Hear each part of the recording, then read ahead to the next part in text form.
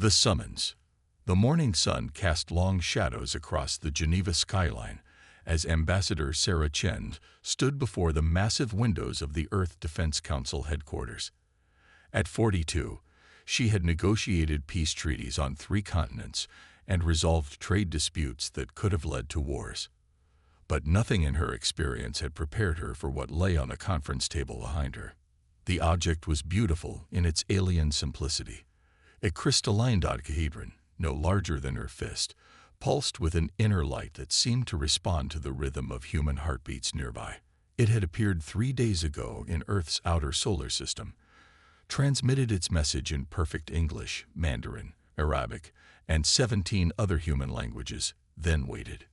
"The message is clear enough," Director Marcus Webb said, his weathered face grave as he reviewed the holographic display for the 100th time.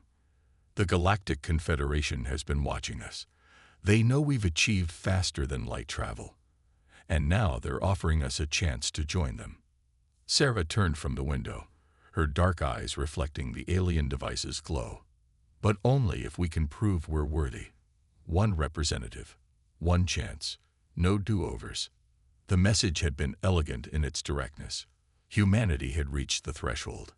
Like hundreds of species before them, they would be given the opportunity to demonstrate their worthiness to join the galactic community. The test would be administered on Nexus Prime, the Confederation's capital world, located 47 light-years from Earth. Webb leaned back in his chair, the weight of the decision evident in his posture.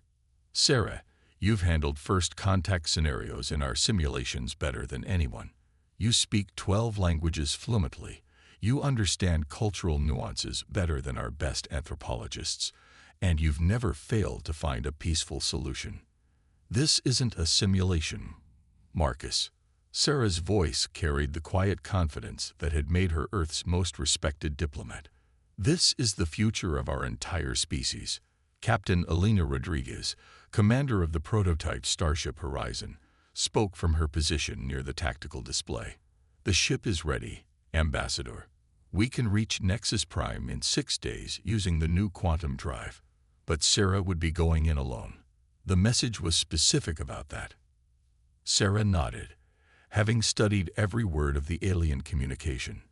The Confederation valued courage, wisdom, and innovation above all else. These qualities would be tested through 3 trials, the nature of which remained mysterious. Failure meant humanity would be quarantined to their solar system for the next 1,000 years. Success would open the galaxy to human exploration and trade. "I've made my decision," Sarah announced, though everyone in the room already knew what it would be. "When do we leave?" 3 days later, the Horizon burst from Earth's gravity well, its revolutionary drive bending space-time around the sleek vessel. Sarah spent the journey in intensive preparation, studying every piece of information humanity had gathered about alien civilizations, reviewing first-contact protocols, and meditating on the enormity of her task. The ship's AI, nicknamed ARIA, became her constant companion during the long hours of preparation. "Ambassador, I've compiled cultural analysis on 43 known galactic species based on the Confederation's database transmission. Would you like to review the social hierarchies of the Zephyrian Empire?" "Not now, Aria. Tell me about the Confederation itself. What kind of government would invite a species to prove their worth rather than simply conquering or ignoring them?" Based on available data, the Galactic Confederation appears to be a voluntary association of advanced civilizations. Member species retain autonomy over their homeworlds while participating in interstellar trade, cultural exchange, and collaborative scientific endeavors. The governance structure seems to value diversity and peaceful coexistence. Sarah found this encouraging. A confederation suggested democratic principles, compromise, and respect for different viewpoints. These were tools she understood and had used successfully throughout her career. On the 6th day, the Horizon dropped out of FTL drive at the edge of the Nexus Prime system, and Sarah's breath caught in her throat. The view screen showed a system that was clearly artificial in its perfection. 7 planets orbited a stable binary star system, each world glowing with the lights of vast civilizations. Enormous space stations hung like jeweled necklaces between the planets, connected by streams of light that must be some form of advanced transportation system. "My God," Captain Rodriguez whispered, "the engineering required for this. They've turned an entire solar system into a city." Nexus Prime itself was a water world dotted with floating continents that drifted in complex patterns across azure oceans.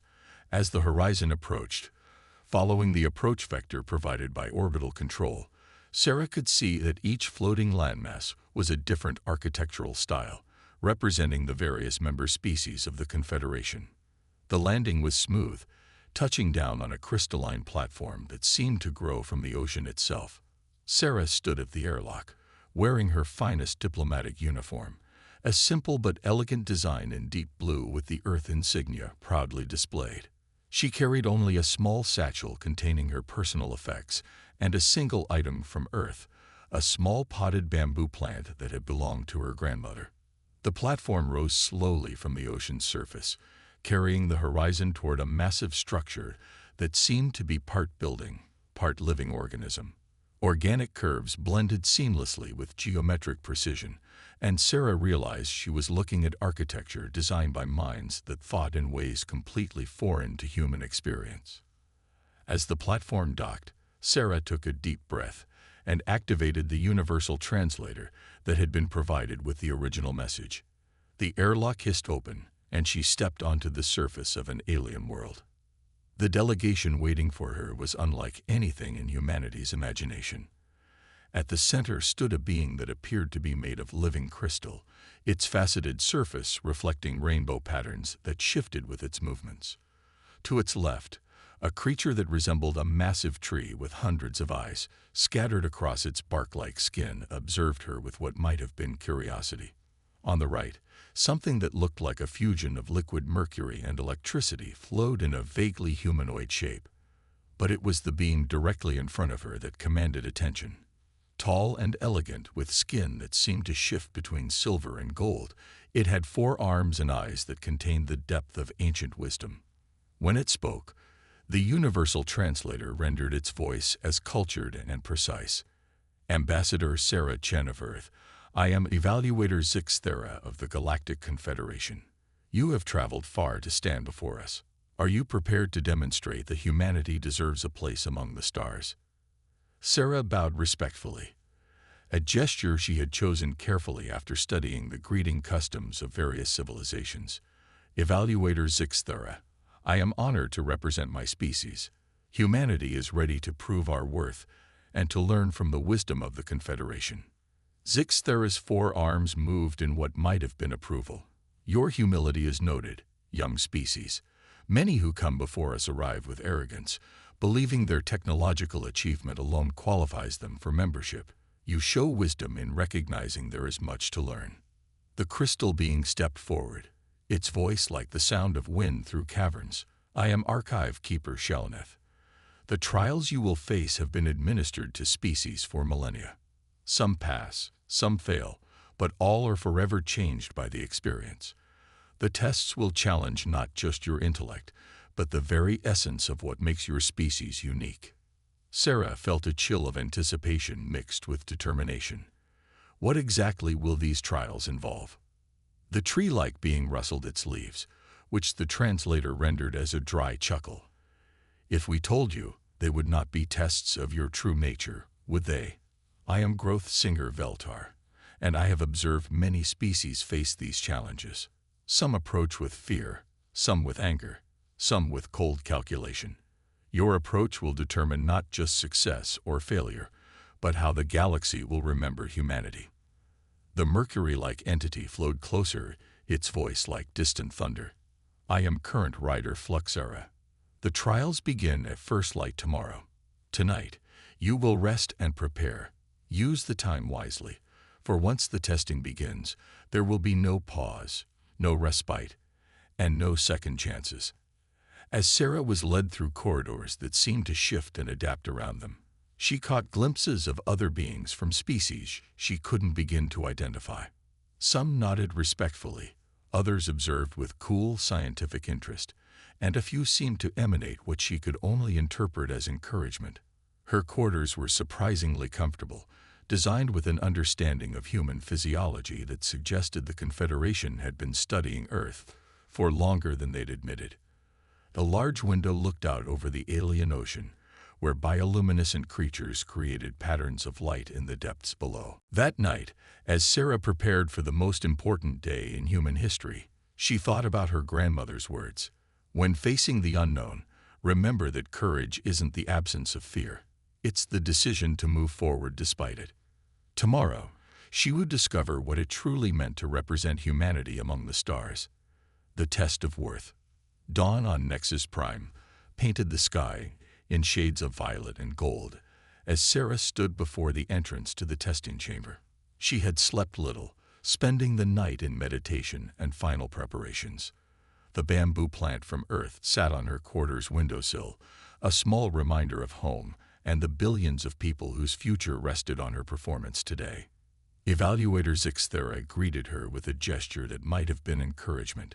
The trials will test 3 fundamental qualities that we believe are essential for any species to contribute meaningfully to galactic civilization: wisdom, courage, and innovation. You will face each in turn, and your responses will be evaluated not just for correctness, but for the uniquely human perspective you bring to each challenge. The testing chamber was vast, its walls alive with swirling patterns that seemed to respond to Sarah's presence. Archive Keeper Shelneth's crystalline form chimed softly. The first trial begins now. You will witness a scenario and must provide a solution. Remember, there are no wrong answers, only revelations of character. The chamber transformed around Sarah, and suddenly she stood in what appeared to be a diplomatic meeting hall. Holographic beings materialized around a circular table, each representing a different species with conflicting interests. The universal translator provided context: a trade dispute between 3 civilizations that had escalated to the brink of war. The Velikari, insectoid beings with chitinous armor, claimed exclusive rights to a rare mineral found in their system. The Zephyrians, elegant humanoids with crystalline features, argued that their ancestors had discovered the mineral first and established mining rights centuries ago. The third party, the collective consciousness known as the Unity, claimed the mineral was essential for their survival and that both other species had enough resources to find alternatives. As Sarah listened to their arguments, she realized this wasn't just about the mineral. Each species felt their fundamental identity was under attack. The Velikari saw themselves as protective defenders of their territory. The Zephyrians valued their ancient heritage and historical claims. The Unity feared for their very existence as a collective consciousness. What is your solution, Ambassador Chen? Zixthera's voice echoed through the simulation. Sarah stepped forward, addressing each group in turn. Honorable representatives, I see 3 proud civilizations, each with valid concerns that go far deeper than mining rights. Velikari defenders, your desire to protect your people is admirable. Zephyrian historians, your connection to your ancestors' achievements honors their memory. Unity consciousness, your concern for your people's survival is the highest calling of any leader. She paused, letting her words settle before continuing. But what if this conflict is not about who gets the mineral, but about creating something greater together? The Velikari have advanced defensive technologies. The Zephyrians have centuries of mining expertise. The Unity has collective intelligence that could coordinate complex operations. Instead of fighting over one source, why not combine your strengths to search for new sources that could benefit all 3 civilizations? The holographic beings exchanged glances, their postures shifting from confrontational to contemplative. Sarah pressed her advantage. On Earth, we have a saying: a rising tide lifts all boats. Your combined abilities could discover mineral sources that none of you could find alone. More importantly, you could build a partnership that strengthens all 3 civilizations against future challenges. The simulation faded, and Growth Singer Veltar's leaves rustled with what sounded like approval. Interesting. Rather than choosing sides or imposing a compromise, You sought to transform the conflict into an opportunity for cooperation. The second trial begins. The chamber shifted again, and Sarah found herself standing on what appeared to be the bridge of a spacecraft in distress. Alarms blared, and holographic crew members of various species worked frantically at their stations. Through the main viewer, Sarah could see they were caught in the gravity well of a collapsing star, with only minutes before the stellar collapse would destroy them. Ambassador, the ship's captain, a being that resembled a combination of octopus and bird, turned to her with desperate eyes. Our engines are damaged. We have power for only one action. We can either save ourselves by ejecting the cargo bay, which contains medical supplies for a plague-stricken world, or we can save the cargo but lose the ship and everyone aboard. What do you choose? Sarah felt the weight of impossible decision. Save the crew and condemn thousands to death from the plague, or sacrifice the crew to save the medical supplies. It was a classic no-win scenario, designed to see how she would handle the burden of command when all choices led to tragedy. But as she studied the displays, Sarah noticed something the panicked crew had missed. Captain, what if we don't have to choose? Your navigation shows we're caught in the star's gravity well, but gravitational fields can be used for acceleration as well as deceleration. If we jettison non-essential mass and use the star's gravity to slingshot us out of here, we might be able to save both the ship and the cargo. The simulation's captain looked skeptical. The calculations would have to be perfect. 1 degree off, and we'll be torn apart or flung into deep space. Sarah moved to the navigation console, her diplomatic training in crisis management taking over. Then we make them perfect. Your navigator has the technical knowledge. Your engineer knows the ship's capabilities, and your communications officer can coordinate with the cargo bay. I'll help coordinate the effort. On Earth, we learned that when facing impossible odds, sometimes the answer isn't to accept the limitations, but to find a way to change the game. Working together, the crew managed to execute Sarah's plan. The ship used the collapsing star's gravity to achieve the velocity needed to escape, arriving at the plague-stricken world with both crew and cargo intact. As the simulation ended, current rider Fluxera's form seemed to brighten. You refused to accept that sacrifice was inevitable. Instead, you found a path that honored all lives involved. Now comes the final trial. The chamber transformed one last time, presenting Sarah with what appeared to be an engineering problem. A massive 3-dimensional hologram showed the design for a space station that needed to accommodate the radically different environmental needs of 50 different species while maintaining structural integrity in the harsh conditions of deep space. Archive Keeper Shelneth's crystalline voice resonated through the chamber. This is a real problem we face in expanding Confederation facilities. Each species has evolved under different conditions. Some require high radiation, others would die from the slightest exposure. Some need crushing pressure, others need near vacuum. Some exist as energy beings, others as silicon-based life forms. Traditional engineering says this is impossible. What is your solution? Sarah studied the hologram, rotating it to examine every angle. The challenge was staggering. How do you create a single structure that could simultaneously provide crushing ocean depths for aquatic species, airless vacuum for energy beings, high radiation environments for crystalline species, and Earth-like conditions for carbon-based life? As she pondered, Sarah thought about her grandmother's bamboo plant, still sitting in her quarters.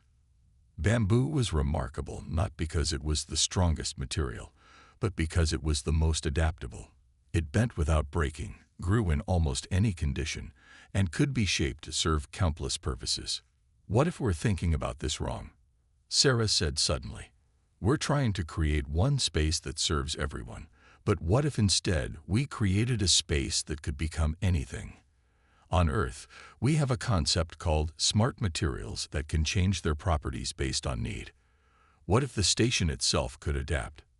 She began sketching modifications to the hologram. Sections that could shift between solid, liquid, and gas states. Walls that could become transparent or opaque, permeable or sealed, conductive or insulating. Instead of fixed environments, create adaptive environments that respond to whoever needs to use them at any given time. The engineering challenge was complex, but Sarah's diplomatic background had taught her to think in terms of flexible solutions rather than rigid structures. She proposed a station built from programmable matter that could reconfigure itself based on the needs of its current occupants, with quantum-level environmental controls that could create pocket dimensions with different physical laws. As she finished her presentation, the 4 evaluators moved into a huddle, their different forms of communication creating a symphony of lights, sounds, and energy patterns that the universal translator couldn't interpret. Finally, Evaluator Zixthera stepped forward. Ambassador Sarah Chen, in 3 trials, you have demonstrated something remarkable. When faced with conflict, you sought cooperation. When faced with impossible choices, you refused to accept the limitations and found a third path.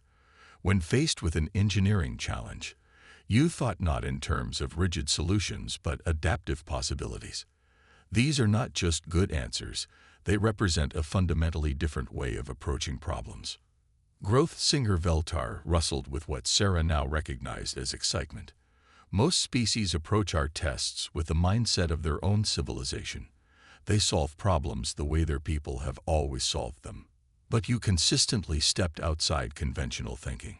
You approached each challenge with curiosity rather than assumption. Current writer Fluxera's voice carried warmth. Humanity brings something new to the galaxy. The ability to see possibilities where others see limitations. You don't just adapt to circumstances, you transform them. Archive Keeper Shelneth chimed with crystalline joy. The Galactic Confederation has voted. Humanity is accepted as a member species with full rights and privileges. But more than that, we invite Earth to establish an embassy here on Nexus Prime. We believe your species' unique perspective will help us solve challenges we haven't even recognized yet. As Sarah stood in the testing chamber, surrounded by beings from across the galaxy, she felt the weight of history. Humanity was no longer alone in the universe.